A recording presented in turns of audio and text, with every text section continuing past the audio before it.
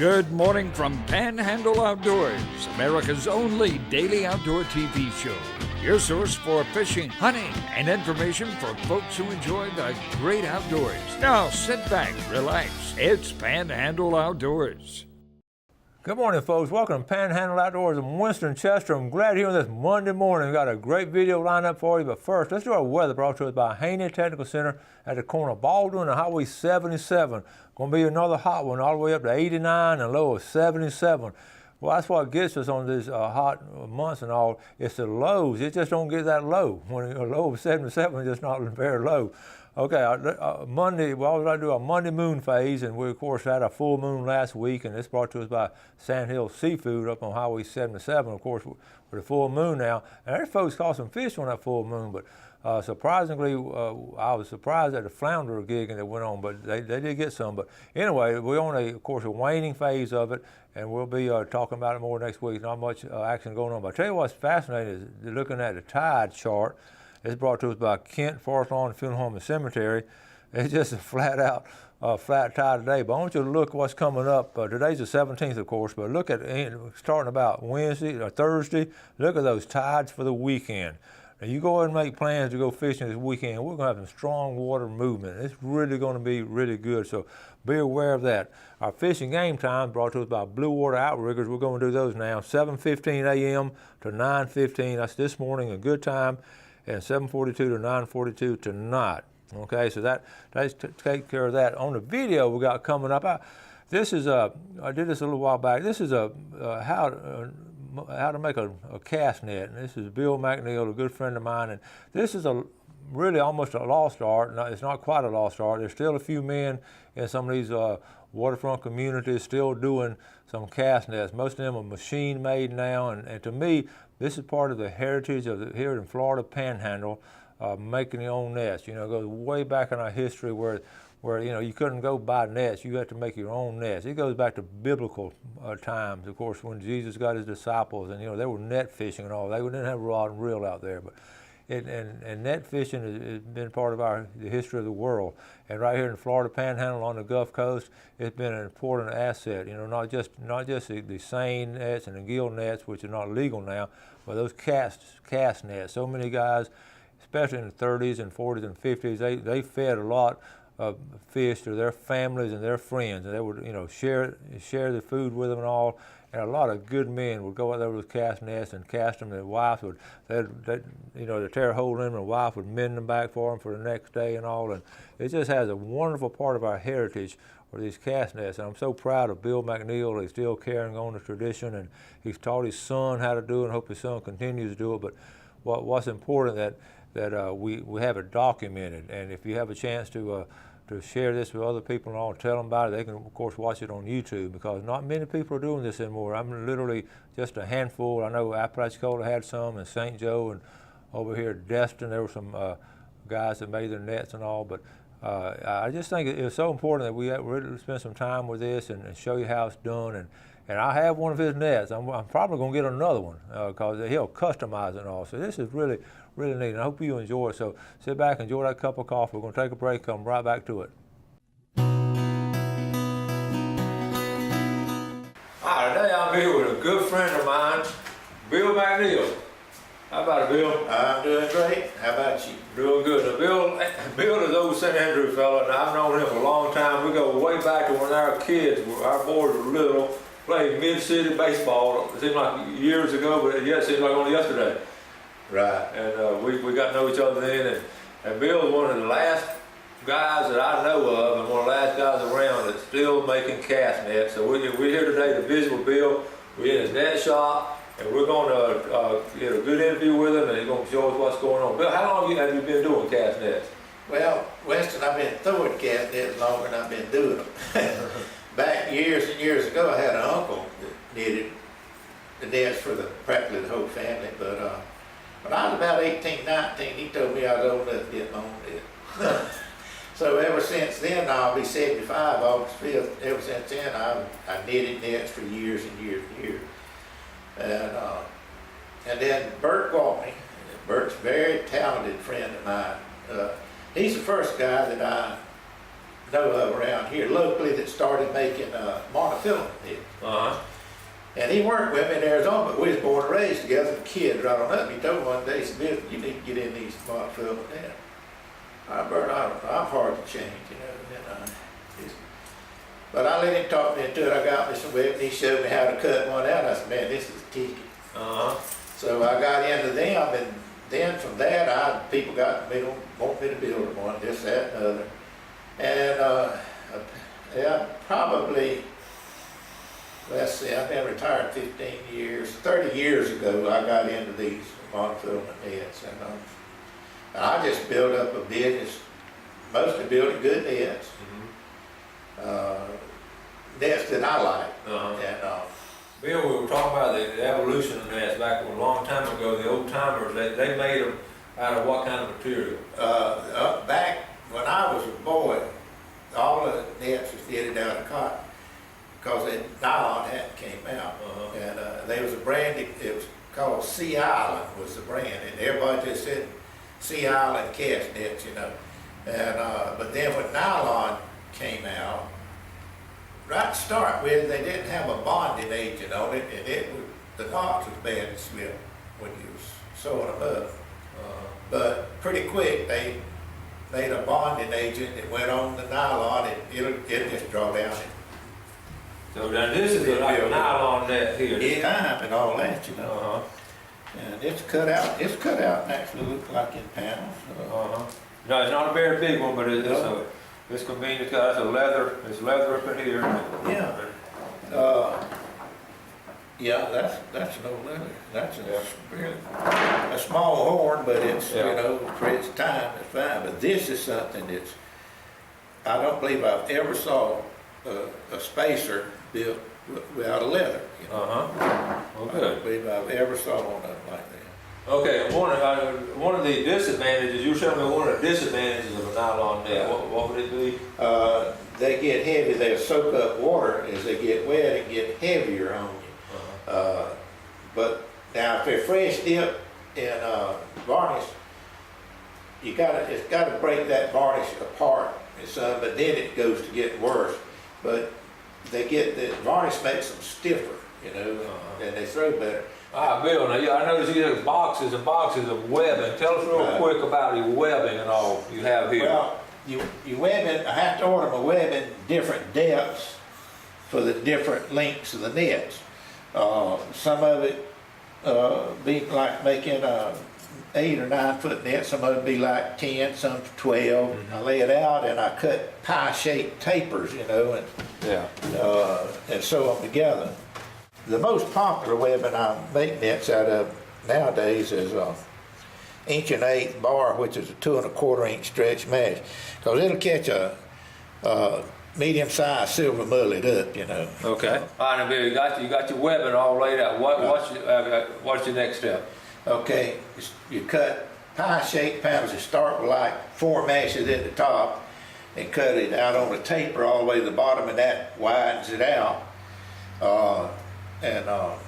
You cut 8 of them out, and then you got to trim them up where you can sew them together. And then you start sewing it up. Now, small nets don't take all that long, but some of these nets will take 8 or 9 hours just sew it up, you know. Wow. And you spend 1 hour and a half, 2 hours cutting it out. So you look at 10 to 12 hours just cutting the net out and sewing it up. Wow. But then we got pour the leads, and I pour my own leads. I got a lot of lead molds, different size lead molds. They're homemade molds, but that I use because I can make them different weights by having the different size and weights of the mold. Right. Bert Walton is the only person I know of around here that's got a bunch of molds too. Bert's a very, very, very good net maker. Very good person. Then when we get the cut out, trimmed out, you start sewing on it. And 12-foot bag net is actually about 14-foot deep webbing, because you got to allow for the pocket on the bottom. But it'll take me about 50 minutes per panel just to sew it up.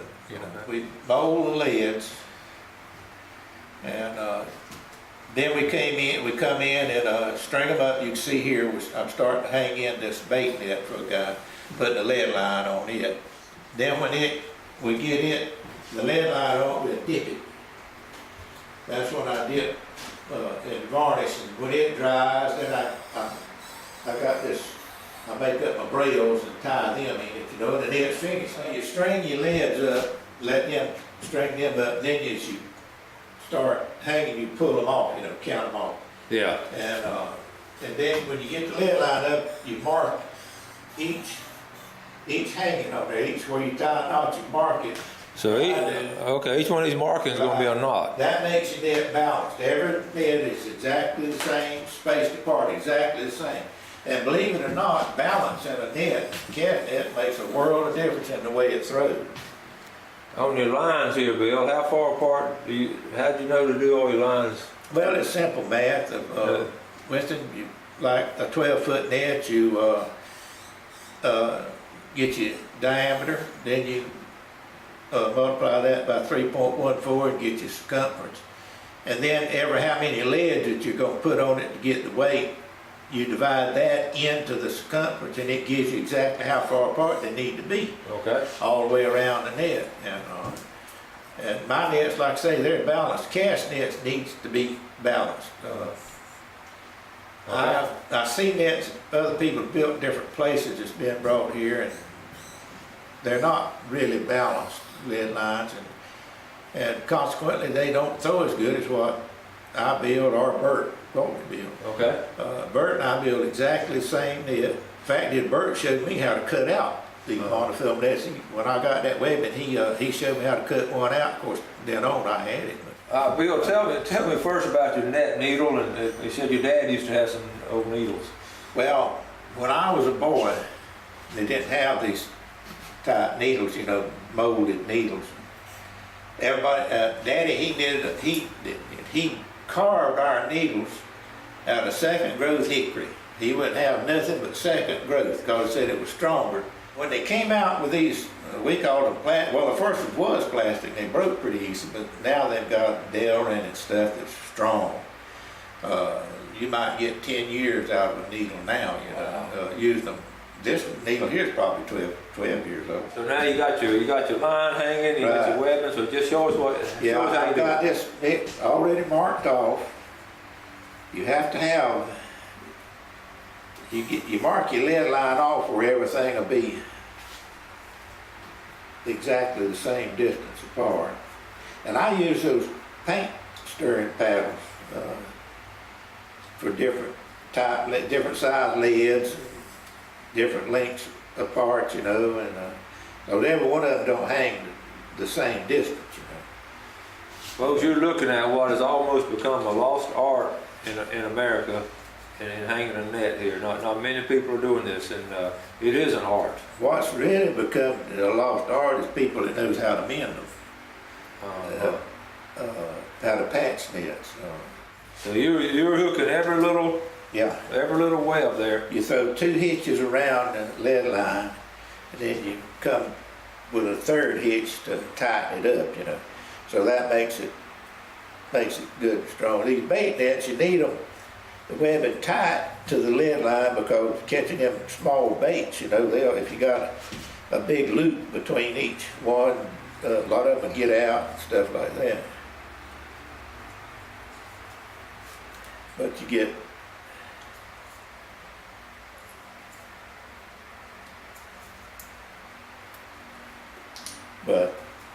these are bait nets. I get a little bit more for them than I do the mullet nets, but there's a lot more work. I was thinking a couple of days ago, this net here, I sell this net for $200. When I built the first one of these nets, probably 12, 13 years ago, I got $200. Now, stuff's went up a lot on me since then. I got thinking, you know, sooner or later I might have to go up. I'm gonna wait till the economy gets a little better. I've talked several times about quitting. And the people said, my God, where are we gonna get our nets? Now you're tying it off now? Well, this I'm running out on this needle, so I got another one with twine on it over there. But that will slip, square knot by itself. You can put pressure on it and make it slip. But you take your longest loop, come around the line, back up through it, just throw one hitch. And that stops it from ever slipping. You can pull all you want to against it, then you can't make that knot slip then.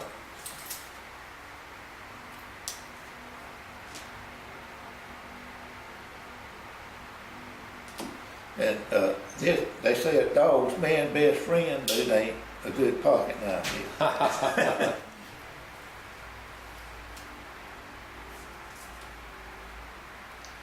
I just thought it was special. You know, we all have an opportunity to go with these superstores and all and buy these nets made overseas and all. I just feel like it's so important, folks, to get a net like this from someone who's local, who's been here a couple of generations, and it's actually handmade here locally. I'm just proud to own mine. I just love throwing mine, and like I said, we bought it for gifts and all. So this is really neat. We're here watching this with Bill doing it.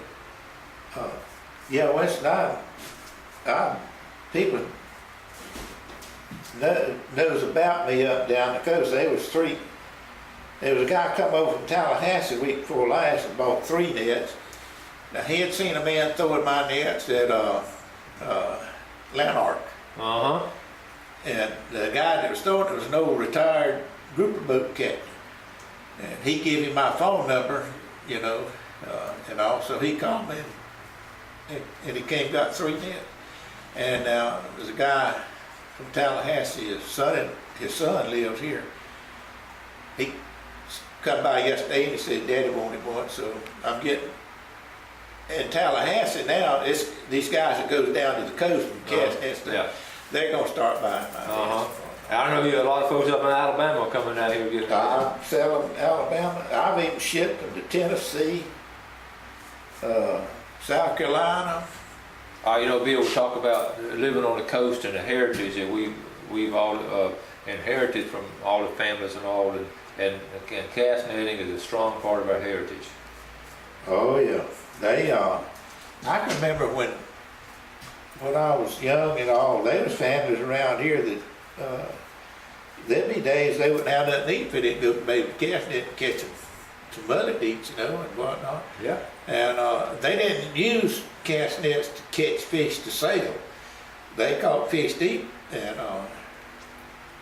it was just families trying to have one. And a lot of times then, the women in the family, the wives and stuff, knitted the nets because it took so long to knit a hand-knitted net. You know? If you could turn out a hand-knitted net in a month and a half, you was really poured it on, you know, and Tim and I together, we'll build 12, 14 a month of these type nets here, you know. Yeah. Well, there's so many of those St. Andrew families that relied on that net. I know when I was doing the book, how many of them told me how net fishing was so important to them. Oh, yeah. All right, Bill, once you get your line, once you get it all tied in and all, what would be your next step? All right, the next step after we get this lead line on the net is we dip it, hang it up, let it dry. Next step after we dip the net and it dries, I make the brails up on this jig, and then I have to take them under a carport where I can spread it out, and then I tie the lines on. I make these spacers myself out of plexiglass, some of them, different types of material, but usually 1/4 inch. And then your swivels. The swivels, I buy them. I try to buy, this is a 12-aught swivel. I like to be sure, and I use 150-pound test monofilament, because I don't think you should be any chance of your monofilament breaking with a load of fish, because it's not entirely impossible. The fact is, one guy I know caught over 600 pounds of mullet one time at one throw with one of these long brail nets. Goodness gracious. You just bring it all the way down. Bring it all the way down. And you go through, to start off, you go through just one hole. Up through the swivel.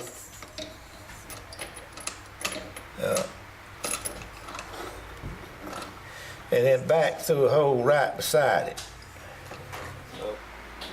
Do this 13 times and you've got your 26 holes filled on that.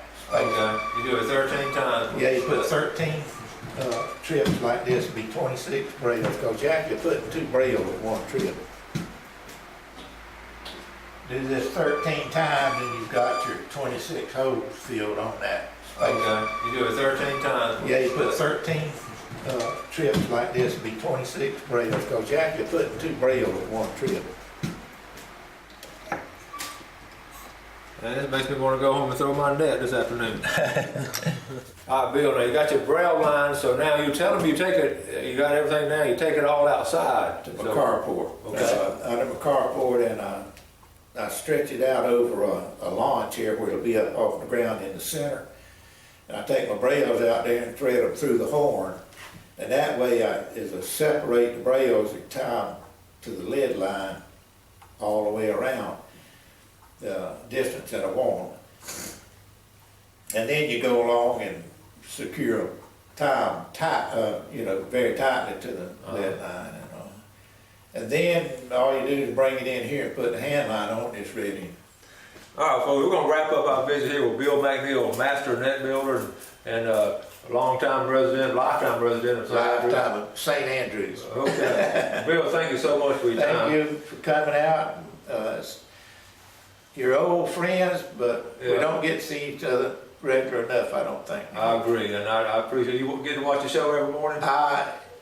Practically one morning recently, I slept through it, and that's a very rare case. Okay, we appreciate you watching it, and folks, you want to get one of these handmade quality nets from Bill McNeil. The number is 872-9306. But we'll talk more about that on the show. But this is how you make the nets, and this is just one of our last folks that makes the nets now. So Bill, thank you. You're very welcome, and I appreciate y'all coming, and very glad to see you.